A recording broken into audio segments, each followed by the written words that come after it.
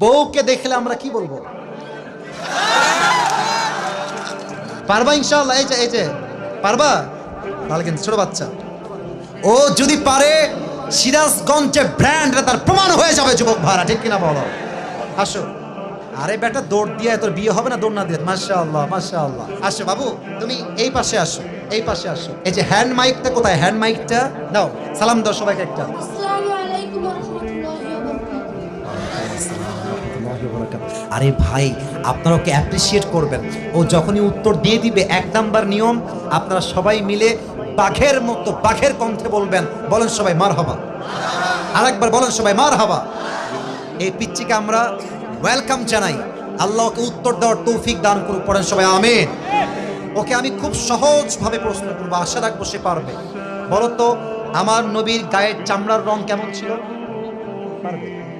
সাদা সুন্দর না লাবণ্যময় সুন্দর? বলো সবাই। লাবণ্যময় সুন্দর। এবার বলো, আমার নবী কি দেখতে লম্বা ছিলেন, গুঠু ছিলেন, না মাঝারি গঠনের ছিলেন? মাঝারি গঠন।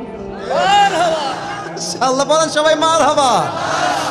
এবার বলো, আমার নবীর চেহারায় দাড়ি কি ছোট ছিল না চাপ দাড়ি ছিল? চাপদারি। আপনারা বলেন ও পারবে। ওর গায়ের শক্তি বলছে সিরাজগঞ্জের যুবকরা, বাচ্চারা একটা বাঘের বাচ্চা এরা।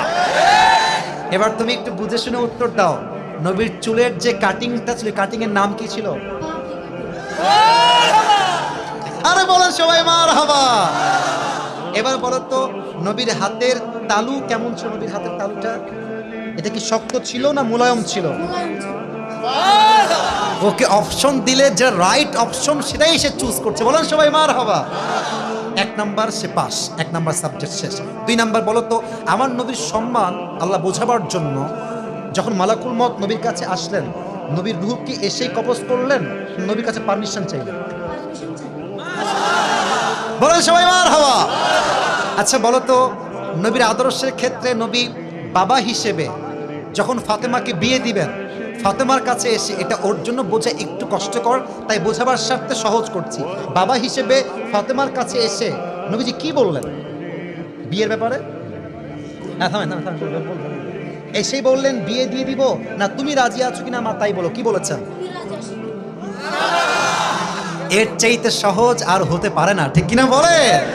আচ্ছা এবার তুমি বলো তো, নানা হিসেবে নবী কেমন ছিলেন? আমি বলার জন্য একটা হাদিস বলেছিলাম, যখন হাসান হোসাইন আসতেন নানার কাছে, হাসান আর হোসাইন সালাম দিতেন আগে না নবী নিজেকে সালাম দিতেন? আচ্ছা এবার বলো, নবীর কাঁধে যখন হাসান আর হোসাইন উঠে বসলেন, নবীজি কি ধাক্কা দিয়ে ফেলাই দিলেন না কি করলেন? দেন নাই। বলে সবাই মারহাবা।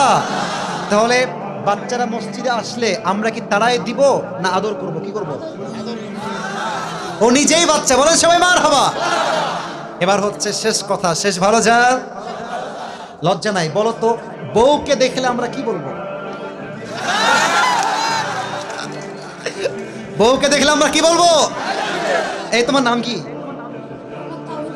তাওহীদ ইসলাম। ইসলামের একত্ববাদ যে প্রমাণ করে, সে প্রমাণ করেছে আগামীতে ইসলামের জন্য এই কাজ করবে, ঠিক কিনা বলে? তোমার বাড়ি কি এখানে? এখান থেকে এখানে? হ্যাঁ মাশাআল্লাহ। আল্লাহকে কবুল করুক। পড়েন সবাই আমিন।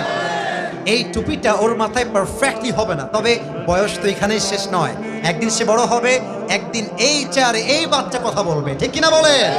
আল্লাহ তাওহীদ ইসলামকে, আরে ভাই সিরাজগঞ্জের মানুষ যে আগেই বলেছিলাম সাহসী, ও কথা যখন বলেছে ওর মাঝে আমি সামান্য কোনো ভয় দেখতে পারি নাই, ঠিক কিনা বলে? আল্লাহকে ইসলামের সৈনিক হিসেবে কবুল এবং মঞ্জুর করুক। পড়েন সবাই আমিন। আমি টুপি যখন পরাবো, একজন বাঘের বাচ্চা যুবক দাঁড়িয়ে টুপি পরানোর সময় তাকবীর দিবেন। রেডি থাকেন, দেন তাকবীর দেন। কে আছেন?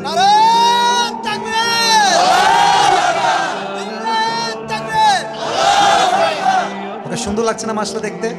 আল্লাহ তাওহীদকে কবুল করুক। পড়েন সবাই আমিন। আল্লাহর মাকে, বাবাকে, পুরো পরিবারকে ইসলামের জন্য কবুল এবং মঞ্জুর করুক। পড়েন সবাই আমিন। তাওহীদ, তুমি ওখানেই বসে পড়ো, স্যারের পাশেই বসে পড়ো। মাশাআল্লাহ।